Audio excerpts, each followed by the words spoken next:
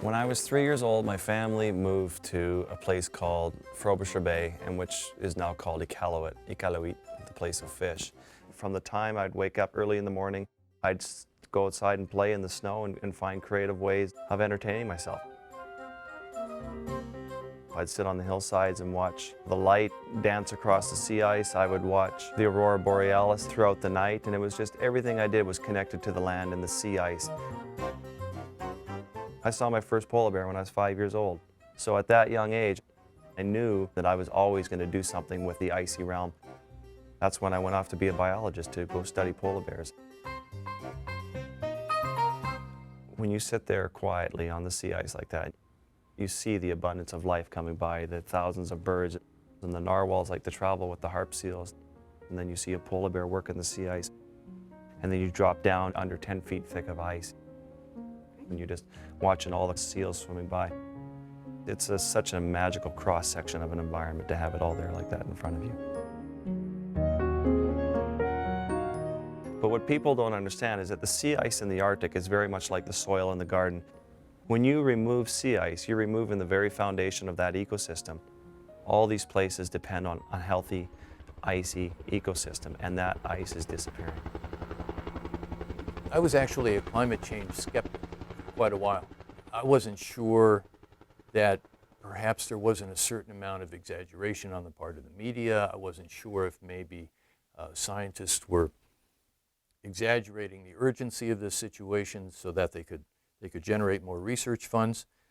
But when I learned about the ice cores and how specific the information was about measuring the change in temperature, that really brought me around and made me realize, oh, okay, this is definitely something I have to pay attention to.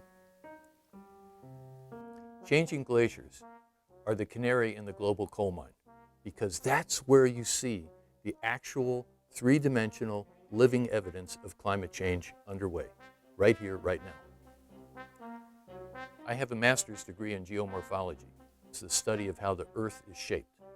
I was specifically interested in grad school in alpine and Arctic environment. I realized that I wanted to go back to a lot of these same glaciers over and over again and repeat intervals for the next couple of years and continue to document the life history of these glaciers. And my life has been turned upside down ever since. What we found with these cameras is that the glaciers are changing at a much faster rate than we ever imagined. They'll lose a volume of ice equivalent to 3,000 U.S. Capitol buildings in an hour's worth of calving. We're having steady progressions year after year of the glaciers going further and further back as the climate is changing the glacial system. The seawater warms up and everything changes. You know, we are at this very special place in time when things are happening, where the Earth is in the process of flipping from one climate regime to another one, because these landscapes, in many cases, will be gone. This will be the last record of what they were.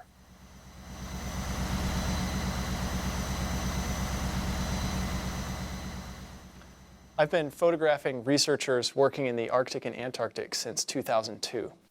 They've been studying the fate of Arctic water and how global warming is impacting that water and what implications this has for the rest of the world. The Arctic Ocean is connected to the world's oceans.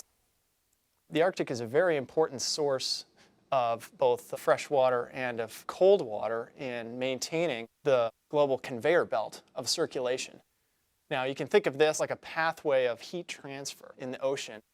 So if the sea ice in the Arctic melts, it will cause an interruption or perhaps a deflection of that heat and warmth that's being transported northwards to Europe and the United Kingdom.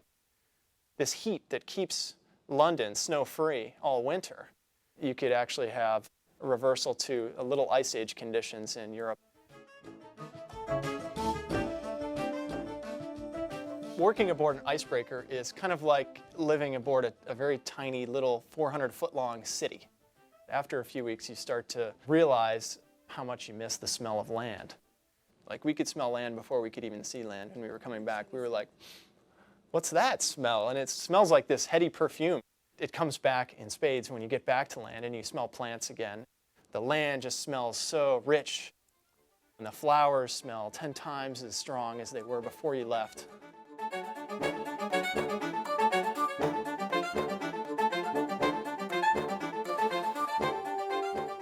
I guess I read too many Tarzan books when I was a kid. I'm a primate expert by training and spent a lot of my time going around the world looking at tropical rainforests. It's always exciting to find something new and different. That's why I like the tropical rainforest. You never know what you're going to see.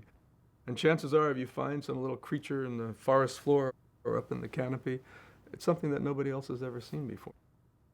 Well, if you look at the growth of interest in climate change over the past few years, it's been terrific. Until very recently, there has been very little attention paid to the destruction of tropical forests as a major source of greenhouse gas emissions. About 20% of all of your emissions are coming from destruction of tropical forests. So that's more than the entire transport sector put together. If tropical forest destruction is contributing so much to greenhouse gas emissions, we should protect these forests. We should keep them intact.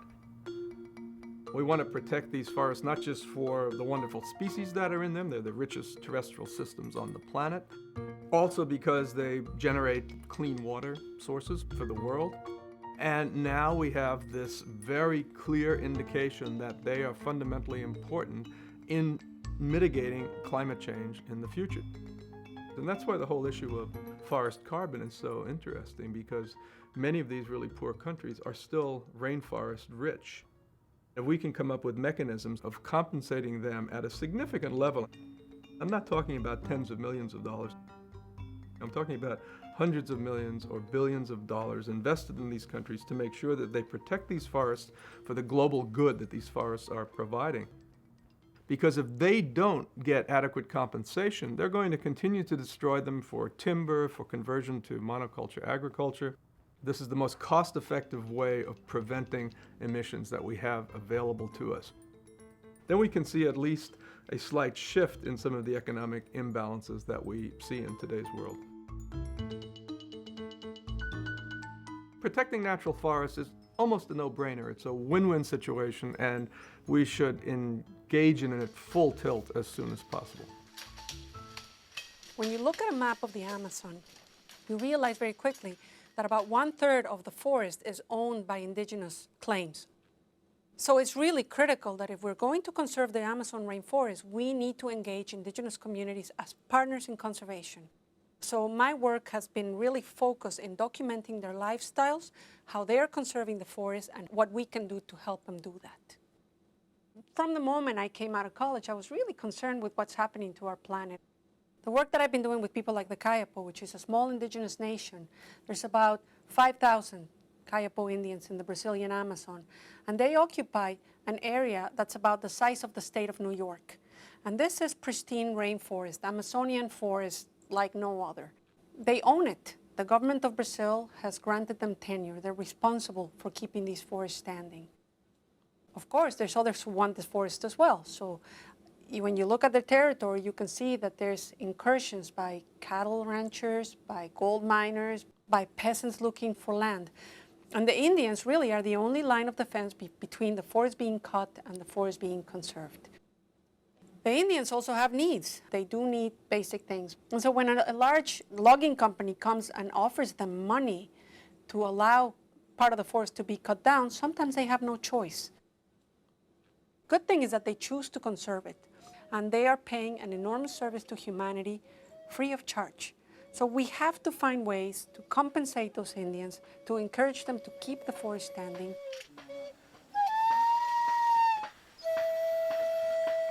When I hear my colleagues talk about what's happening in the Arctic and on the glaciers, sometimes I have to think that the solution really is in the tropics.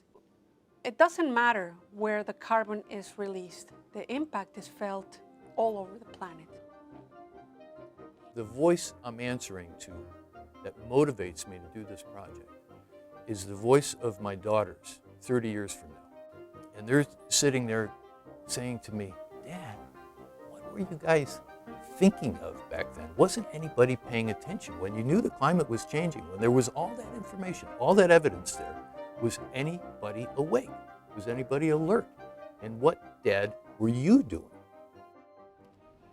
We're also going to be the first generation that has to think about the term later differently. Later was when you climbed that tree, and later was when you fished that stream, traveled that forest path, or rescue the same endangered species that you did when you were a kid, but just do it later, whenever you got around to it. Nature's bounty seemed infinite and all the threats to it either limited or reversible.